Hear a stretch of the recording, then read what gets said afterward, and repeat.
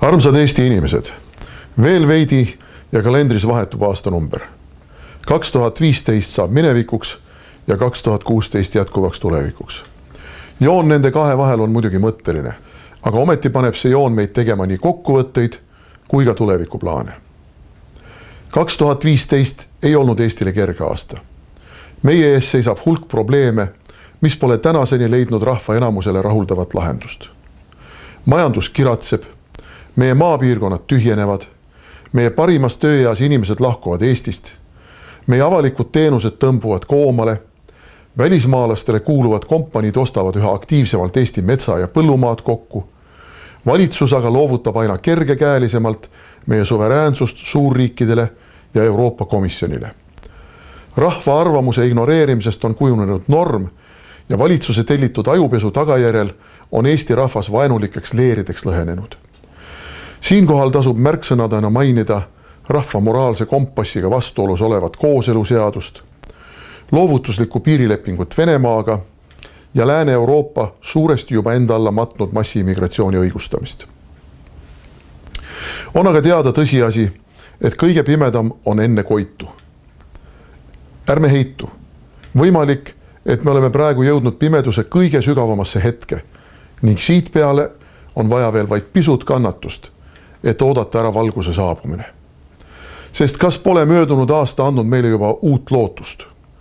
Jõudis ju kevadel aset leidnud Riigikogu valimistel parlamenti 2 uut erakonda. See tõsiasi oli märk võimulolijatele, et rahvas ei kiida heaks nende allaheitlikku poliitikat, mis väljendub kõigepealt teiste ja siis alles oma rahva huvidega arvestamises. Ja kuigi senine poliitiline ladvik püüab vanas vaimus jätkata, ei saa nad seda enam teha, põrkamata tõsisele vastuseisule. Meie erakond, Eesti Konservatiivne Rahvaerakond, on selle vastupanu mootor. Võime julgelt kinnitada, et ilma meie jõulise vastuseisuta oleks praeguseks Eesti-Vene piirilepingu ratifitseerimine ju lõpusirgel, kooseluseaduse rakendusaktid vastu võetud ning uksed immigrantide ees lahkelt valla löödud. Meie tegevus on kõigile neile reeturlikele sammudele piduri peale tõmmanud. Oleme tõestanud ja kavatseme jätkuvalt tõestada, et erinevalt võimul olevatest erakondadest, keda võime kõhklusteta nimetada allaandjateks, oleme meie võitlejad. Vaatamata rajule vastutuulele, mis meie tegemisi saadab, on meil teiste ees üks suur eelis. Kui tahes raske meil ülekaalu väärata ka poleks, me teeme seda kerge südamega, sest me teame, me oleme rahva poolel. Head kaasmaalased, meie erakonna suvepäevadel astus minu juurde üks kaugelt kohale tulnud meesterahvas, kes polnud isegi meie erakonna liige. Seda põhjusel, et tal oli mulle, meie erakonna liikmetele ja tegelikult kõigile meie toetajatele edasi öelda vaid üks lühike sõnum. Ma loodan, et te saate aru, et te olete Eesti rahva viimane lootus. Te ei tohi alla anda, te ei tohi kaotada, te ei tohi rahvast petta. Eesti rahvas on harva saanud või julgenud enda ja oma tõdede eest võitlusse minna. Olgu selle kõige valusamaks näiteks hääletu alistumine 1939. aastal, mille karma võlga maksame tänaseni. Kahjuks näeme seda sama alandlikkust ja allaheitlikkust taas kordumas paljude poliitikute tegevuses. Nüüd küll mõnevõrra teises variandis, vääritu allaheitlikkusena välisriikide ees, lõputu enesesalgamine laostab meid aga nii moraalselt kui majanduslikult. On häbiväärne, et president ja peaminister süüdistavad meie rahvast elutervete hoiakute au sees hoidmise eest sallimatuses ja õhutavad Eestis nõukogude aega meenutavat nõiajahti teisiti mõtlejatele. Me ei tohi oma riigis lasta maad võtta vaikival ajastul, kus kehtivad üksnes valitsejatele vastuvõetavad tõed. Lõppeval aastal on meil tulnud tegeleda teemadega, mida meie ühiskonnale on peale surunud uusmarksistlikud vasakäärmuslased, kes püüavad kogu Euroopa poliitikat ja rahvaste mõttemaailma kardinaalselt ümber korraldada. Olgu öeldud, et meie erakond pole soovinud laskuda vaidlustesse homoõiguste teemal.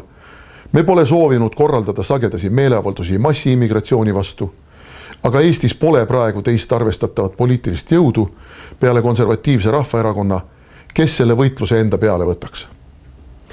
2016. aastal lisandub loomulikult terve rida uusi jõukatsumisi. Üheks niisuguseks on augusti lõpul aset leidvad presidendivalimised. Pole saladus, et viimased 10 aastat nii-öelda ärmatamist on selle institutsiooni mainet tugevasti kahjustanud. Sestap on ülioluline, et Kadriorgu valitakse inimene, kellele Eesti tähendab tõepoolest õhku, mida ta hingab. Maad, milles on tema juured ja südant, mis tuksub koos eesti keele ja meelega. Et Kadriorgu jõuaks just niisugune inimene, mitte aga kartelliparteide käpiknukk, on Eesti Konservatiivne Rahvaerakond otsustanud presidendivalimistel etendada nii aktiivset rolli kui võimalik. See tähendab, et me toetame vaid tõeliselt väärikat ja eestimeelset kandidaati. Kallid Eesti lapsed, naised ja mehed. Pole kahtlust, et see, millega meil järgnevatel aastatel tegeleda tuleb ja millega meie erakond aina rohkem tegeleb, on meie inimeste toimetuleku parandamine, meie maapiirkondade uuele elule äratamine, meie tööstuse ja põllumajanduse käivitamine, noorte perede järele aitamine ja ravikindlustuse sisseviimine eranditult igale Eesti inimesele. Me peame leidma väljapääsu demograafilisest kriisist ja viima Eesti iseseisva kaitsevõime tasemele, kus meie iseseisvus ei sõltu ainult liitlastest. Eestit seni valitsenud parteid nende probleemidega toime ei tule. 25. taasiseseisvumise aastaks on riik nende juhtimisel jõudnud seisu, millest väljapääsemiseks tuleb kurssi muuta. See omakorda tähendab, et peame asju tegema omamoodi, mitte nii, nagu meile Brüsselist või Moskvast tahetakse ette kirjutada. Aastal 2016 peame me kõik, see tähendab nii mina, teie kui kogu Eesti rahvas, ärkama ja mõistma, et ilma julguseta, ilma oma vabadust ning väärikust kõrgele tõstmata, pole meil paremale elule lootust. Oleme üheskoos see suur tõll, kes maad päästma tõuseb.